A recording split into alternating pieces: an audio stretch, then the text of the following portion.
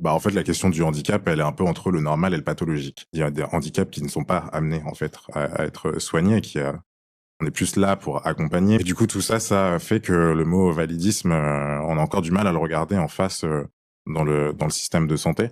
Parce que qu'est-ce que ça veut dire en fait être en bonne santé? Est-ce qu'une personne en situation de handicap est en bonne santé ou pas? Si tant est que c'est un état qui ne peut pas changer. Donc voilà, enfin ça c'est des réflexions qui ont, je pense, encore du mal en fait à émerger.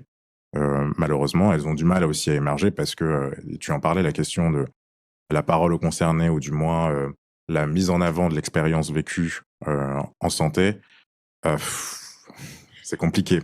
Il y a effectivement les patients dits experts, ou en France on a tendance à plus dire les patients partenaires qui se développent de Mmh. plus en plus.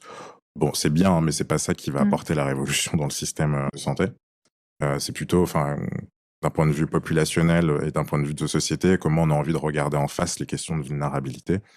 Et elle est là, du coup, la question du validisme, que c'est une norme sociale, c'est un prisme de regard sur le monde, presque une considération philosophique de la vie, en se disant, ah, qu'est-ce qui est valide et qu'est-ce qui n'est pas valide. Je sais pas trop ce qui est valide et qu'est-ce qui n'est pas valide.